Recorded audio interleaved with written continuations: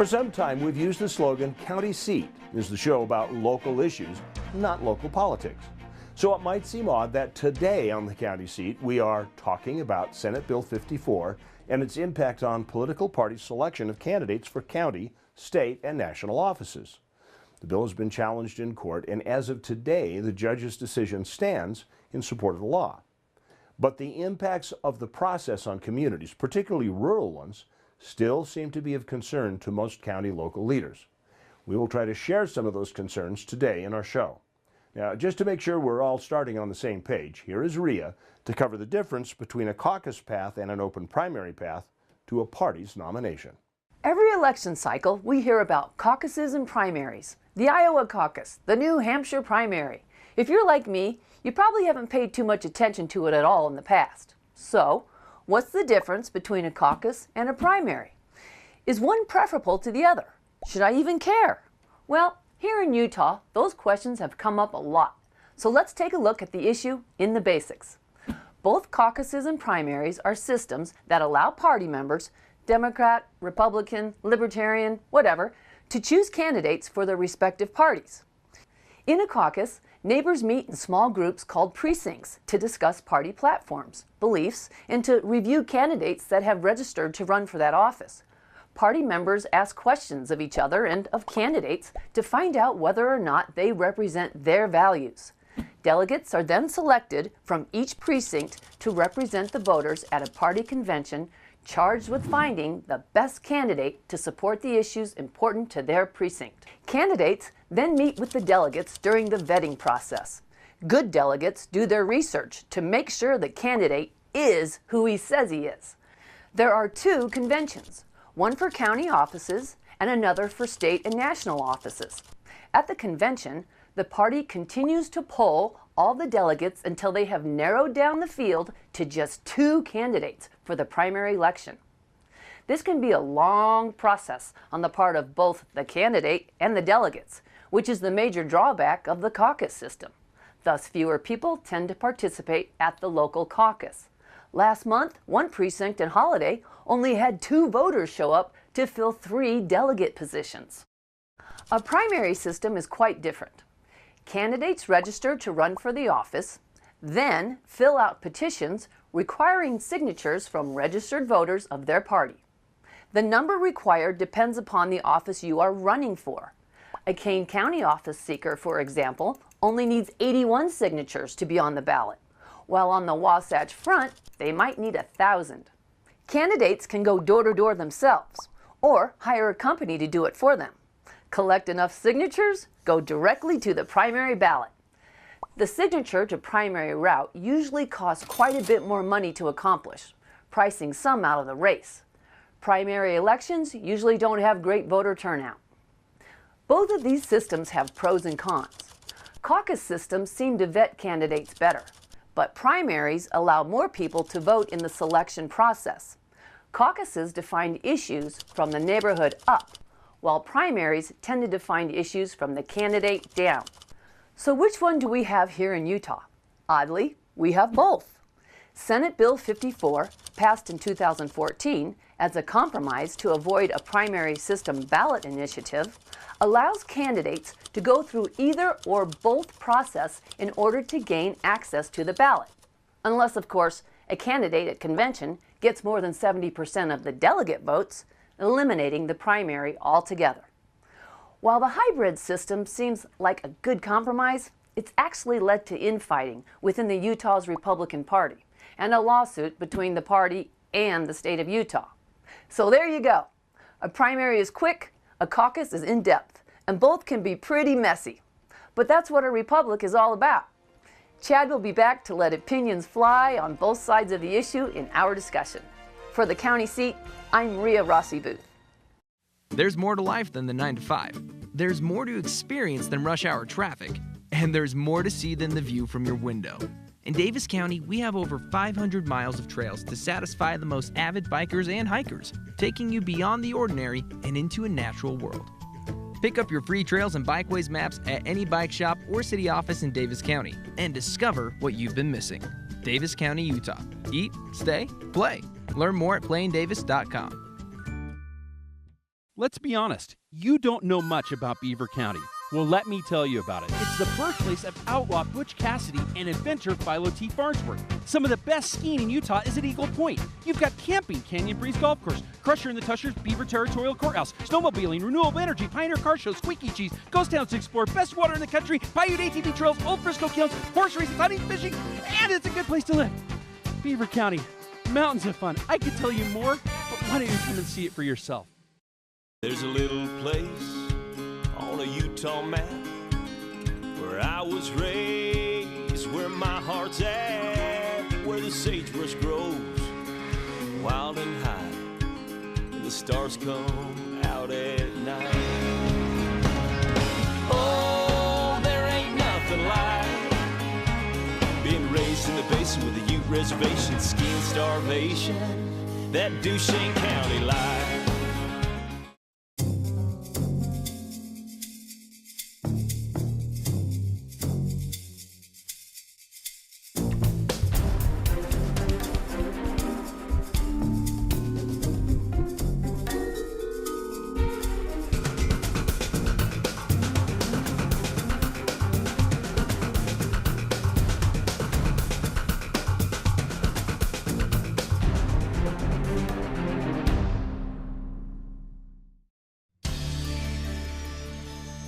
Welcome back to the county seat. We are having a conversation today about Senate Bill 54, primary versus caucus.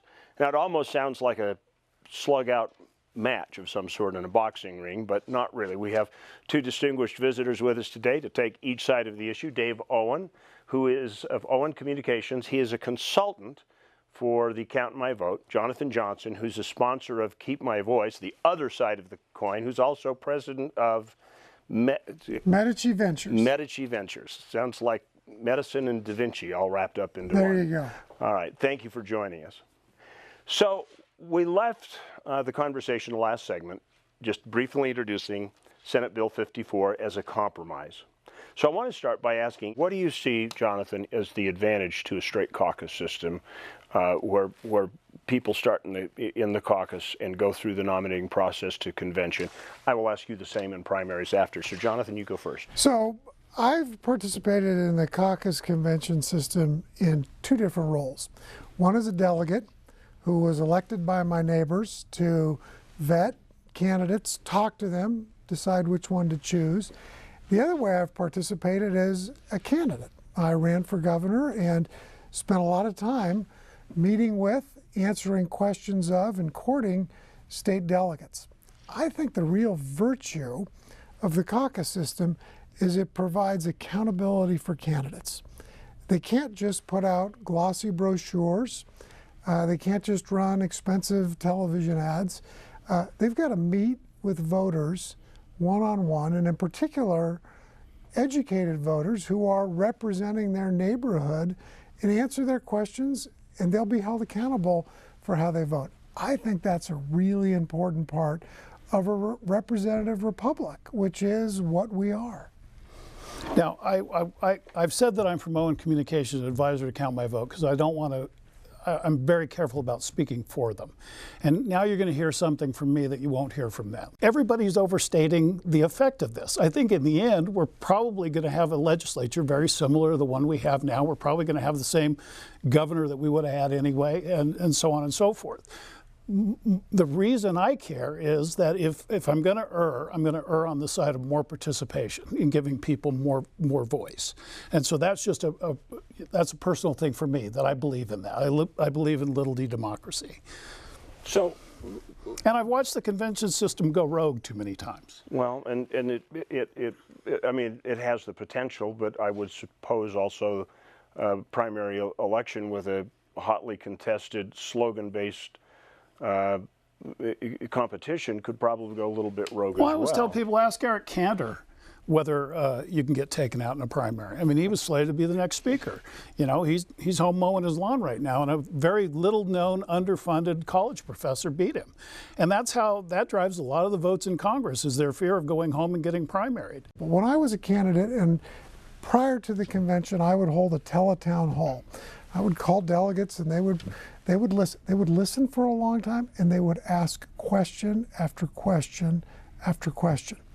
During the primary, when I would hold a town hall, I could have just as many or many more people on the phone call that wouldn't ask a single question.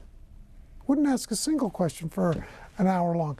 I think that when people know that they are representing their neighbors, they take it seriously. You do bring a point that I think is worthy of conversation here, and that is the claim that that you have a flyover effect. And obviously this program is called the county seat, so we look at our issues at a county altitude. And so there's some impact on county elections, and I know that the impacts of the dual system or the preferences for caucus or primary differs where you are in the state. But is that flyover factor, if you're looking at primaries where you're only at a statewide race looking at the total number of votes, does that not have the potential of excluding the points of view of the less populated portions of the state? I honestly don't believe it does any more than is the case now. I mean, I still think that elections play out. I mean, the representative republic thing, how far do you want to take that? I mean, do you want to vote for the people who get to vote for the people who vote for the people who select the candidates? You know, I don't want to go to that. If everybody else in the world were doing it the way we were and they were getting a better result, then I might see some reason in it. But the fact is, most states are what we're going to. There's a signature. So you know, the caucus will still have an influence. There are 25 largely rural counties off the Wasatch Front. I don't know why someone running for a statewide office would spend their time not focusing on the 2 million people on the Wasatch Front, because that's enough to win.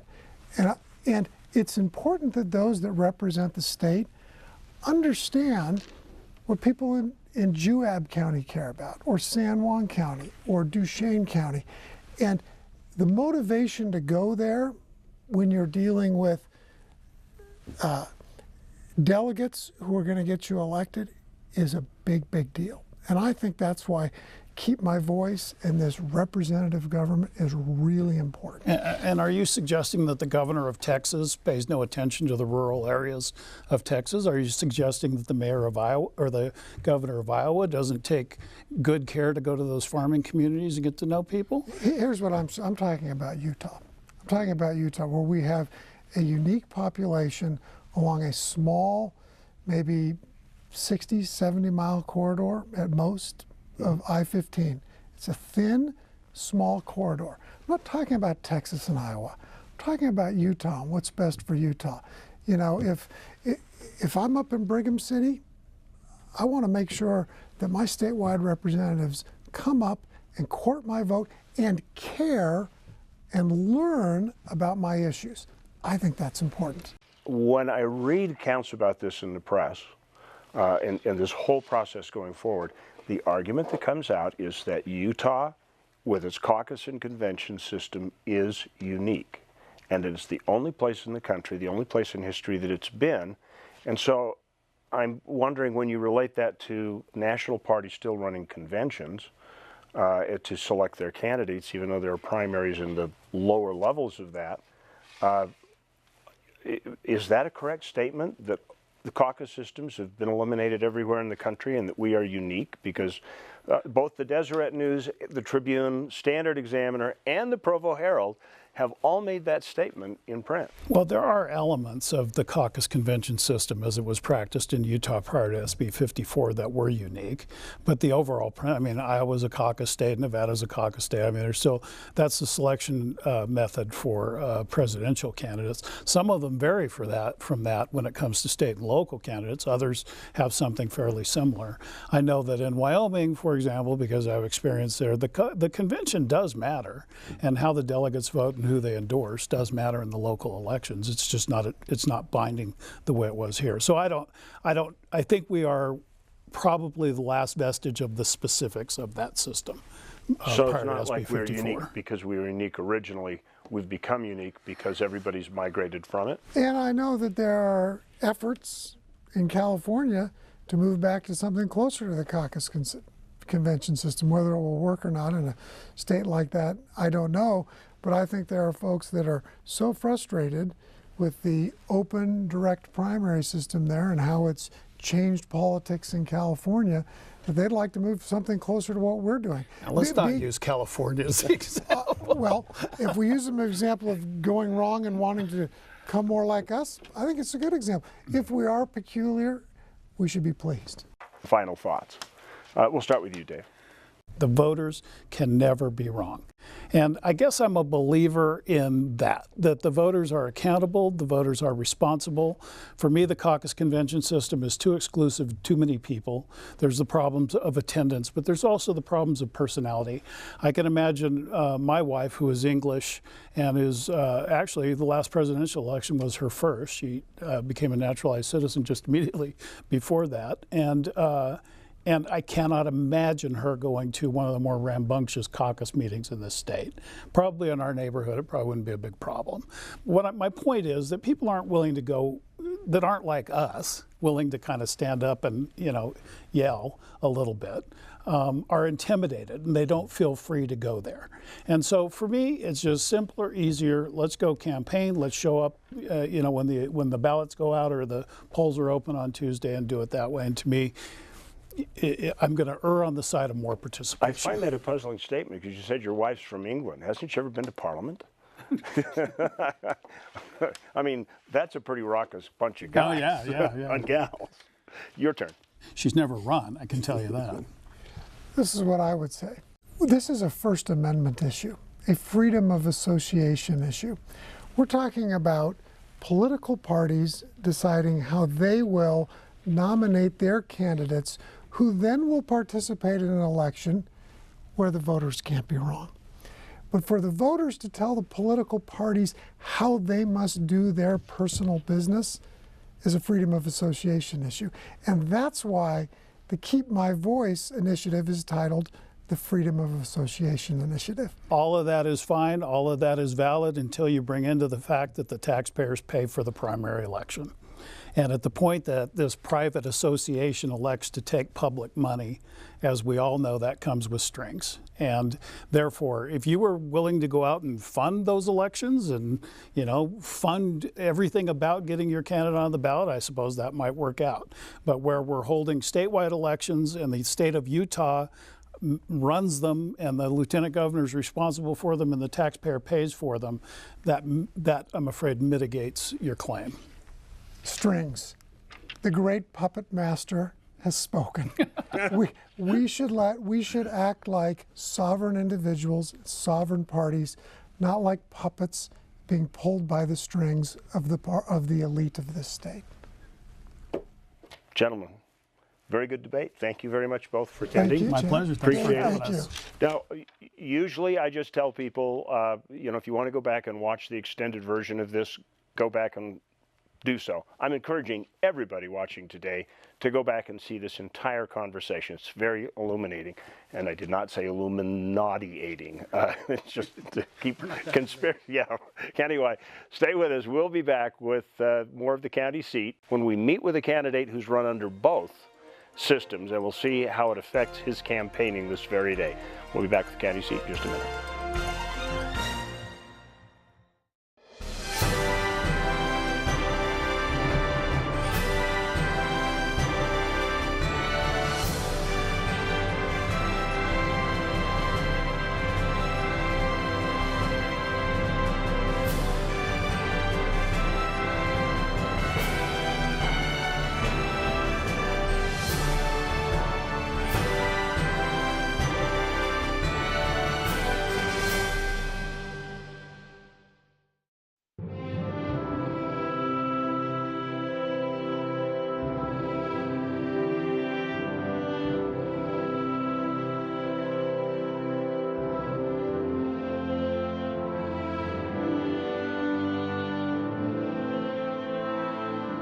In a place that is beyond words, there is nothing to be said, except take your time in Bryce Canyon country.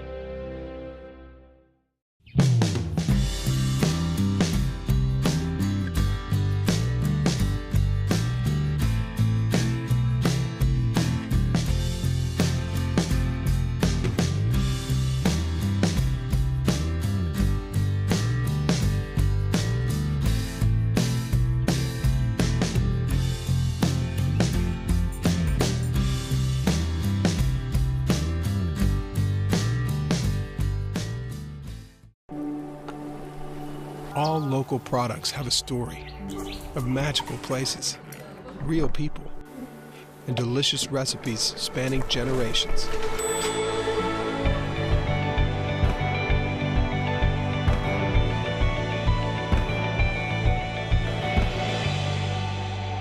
So go ahead and discover flavors you've never tasted and friends you never knew you had.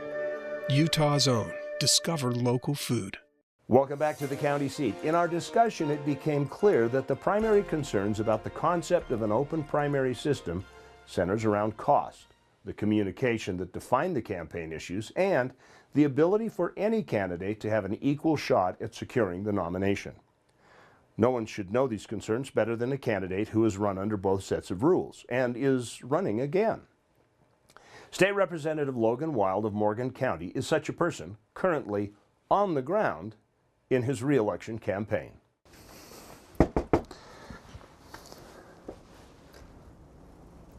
She's not home. How are you today? Good. I'm Representative Logan Wild, and I'm out trying to meet people in my district and trying to understand their feelings about the initiatives that are being presented on this coming up ballot in November. I've been running for office this is my second term now. I have also been a county council member, and I've also been a rancher. That's what I do for a profession. I run sheep and cattle here in Morgan County. Currently, I represent 14 cities and towns in 5 counties in 7 school districts. Just to get a meeting in each one of those almost takes a month of preparation just to have a town hall meeting so that people will come. When my wife and I decided, well, we'll start just by doing it ourselves, how hard would 1,000 signatures be? Well, it is a lot harder than what we thought. And so we started gathering signatures, but what we soon found is we weren't spending any time getting our message out. We weren't spending any time with the people that are actually trying to connect with you as an elected official. The rural district, especially, they are very large. Some of the areas are 200 miles away, so to gather signatures is a very daunting task. And I've seen a lot of representatives, them and their wives are out every night trying to get the signatures just so that they can get on the ballot.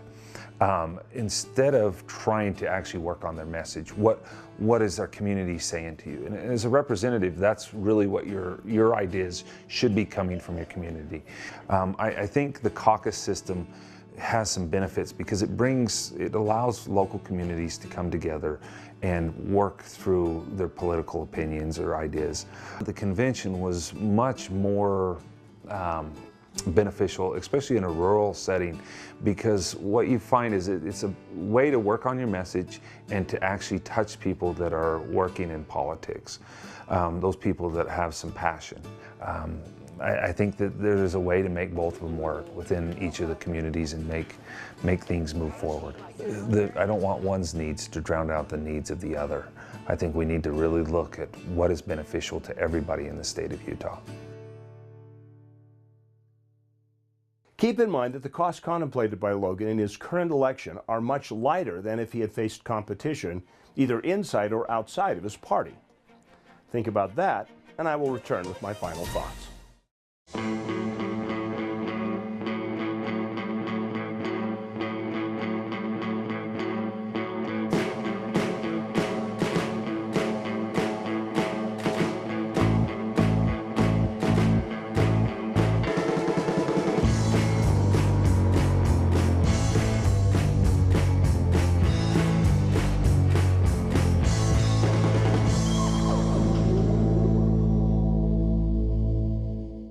Look south to adventure.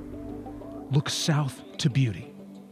Look south to San Juan County. Out here, the road goes on forever, and what you'll find will change how you see the world. Climb on your OHV and discover forgotten landscapes and vistas that challenge the imagination. From Blanding and Monticello to the cliff faces of Monument Valley, we're open and ready for you to explore. San Juan County, Utah's Canyon Country. What would you do with an extra day in Utah Valley? Explore the Wasatch Mountains? Snap a family photo at Bridal Veil Falls. cool off on Utah Lake or the Provo River.